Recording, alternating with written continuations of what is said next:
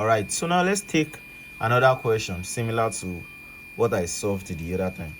If y is equals to 1 over the fourth root of cos cube root x, find dy dx.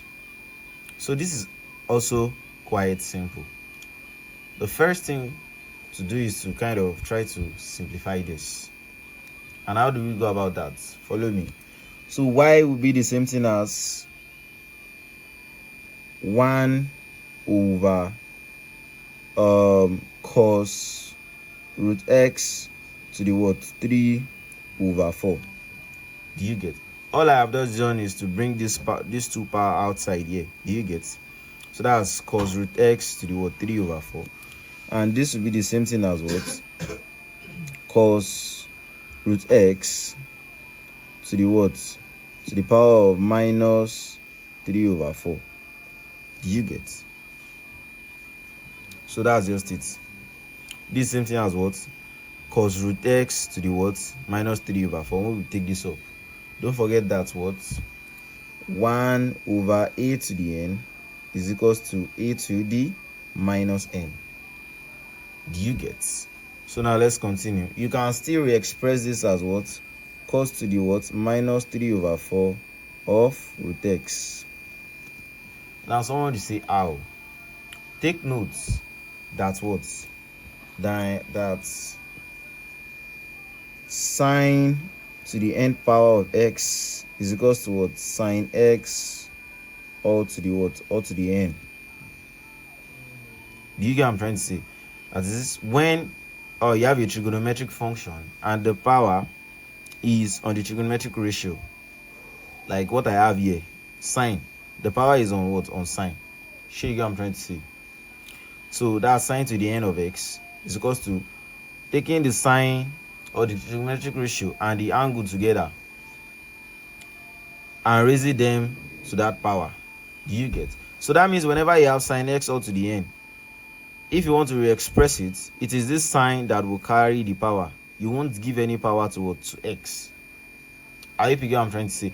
Like, it is wrong to say this is equals to sine x all to the n is equals to sine to the n x to the n. No. That is what? Very wrong. Do you get what I'm trying to say? So cos root x all to the minus 3 over 4 will just be what? Cos to the minus 3 root x. You get? And this is true for any trigonometric ratio, whether cos, tangent, cotangent, secant, or cosecant. Do you get? So now let's continue what we are doing. So when you start differentiating, you write what? dy dx will just be.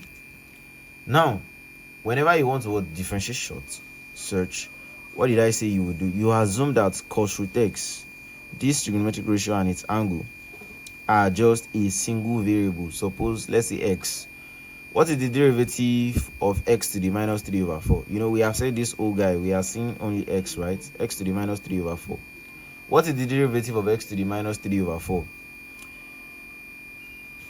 We'll get that if from the words, from the formula method, we say that the d dx of x to the n is equals to n times x to the n minus 1. Do you get? So the derivative of x to the minus 3 over 4 will be minus 3 over 4 multiplied by what? X to the minus 3 over 4 minus 1. But what we have here is not what? Is not x. It is cos root x. So you write it cos. Now minus 3 over 4 minus 1. Minus 3 over 4 minus 1. Where did I get the minus 1? Don't forget that what we have firstly done is to assume this cos root x is like x.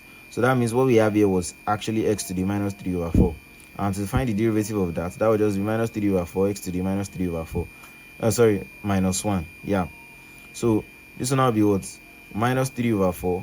But, you know, we actually assumed what is there is what? Cos root x. So that would just be cos minus 3 over 4 minus 1 root x multiplied by the next step is that you find the derivative of your what? Of your trigonometric ratio. What is the derivative of cos? It's minus sine. You know, the derivative of cos x is minus sin x, right? So that will just be minus sine. But don't forget that what we have here is not x. It is actually what? Root x. The angle we have here is what? Root x. Do you get what I'm trying to say? Then you multiply by, what is the derivative of root x? 1 over 2 root x. You can find out. Use the what? Using the formula method. Derivative of what? Of root x is what? 1 over 2 root x. Then what is next? Simplification. Follow me. This will just be equals to what? Minus 3 times 1. That is what? Minus 3. 4 times 2 is what? 8. Don't forget this root x. Oh, sorry. I forgot to multiply minus with minus. Minus times minus is what? Plus.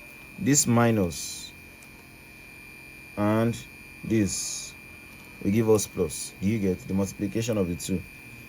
Drop this sine root x times sine root x over cos minus 3 over 4 minus 1 will give us what? Minus 3 over 4 minus 1 will give us minus 7 over 4. Do you get? So this same thing as cos to the what? Minus 7 over 4 of root x. Do you get? Now we will now take it down. Don't forget that what? A to the minus n is equals to 1 over a to the n. Do you get? Exactly.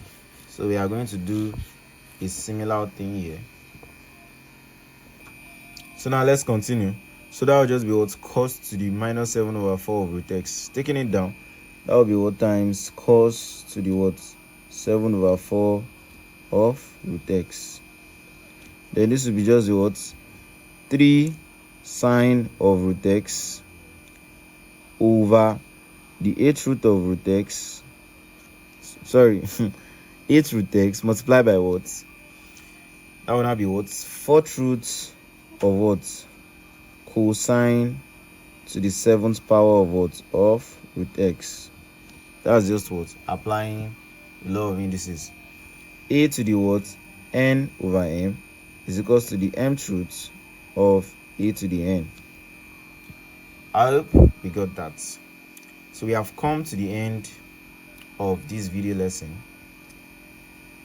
More questions will be solved under this part. So do well to subscribe and like this video.